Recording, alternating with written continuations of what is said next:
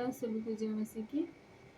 हम वचन आगे पढ़ेंगे उससे पहले मैं एक वचन आपको शेयर करना चाहती हूँ। वचन में लिखा है कि मार्ग और सत्य और जीवन मैं ही हूँ, बिना मेरे द्वारा कोई पिता के पास नहीं पहुँच सकता। इस वचन के बारे में हमारे आत्मिक पिता समझाते हैं कि ये परमेश्वर का जीवित वचन है। ये नया नियम से मैंने वचन आप सभी को समझाने के लिए दिया है।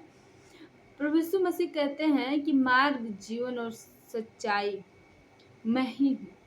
मेरे बिना कोई पिता के पास नहीं पहुंच सकते। पिता यानी यहोवा पिता के पास, जो पिता हमारे जीवन में यदि काम करे तो हम अपने जीवन में उद्धार और छुटकारे को ले पाएंगे। लेकिन उस पिता के पास पहुंचने के लिए जो मार्ग है, जो रास्ता है, जो जीवन दरिया है, जो झरना है, जो सच्चाई है, जो वचन है, जो समर्पण है ना, वो प्रभु यीशु मसीह के राहों में ही हमें मिलता है।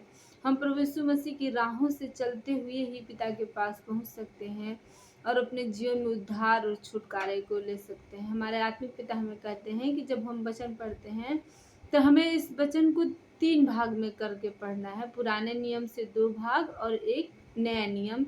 इस तरीके से हम परमेश्वर के वचन को अपने जीवन में अच्छे से समझ पाएंगे।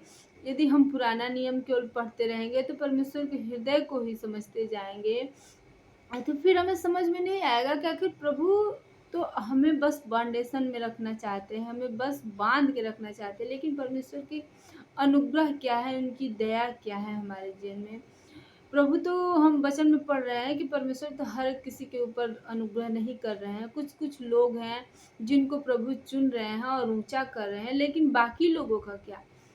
अतः इसके कारण हमारे आत्मिक पिता कहते हैं कि हमें पुराने नियम के साथ साथ नए नियम को भी पढ़ना चाहिए, ताकि हम अपने जीवन में आने वाले अनुग्रह और दया को समझ सके। पुराने नियम में तो हम देखते हैं कि प्रभु अपने लोगों को, कुछ कुछ लोगों को जिनके ऊपर उनकी दया दृष्टि होती है, उन्हें चुनते हैं, उनके जीवन से काम करते हैं।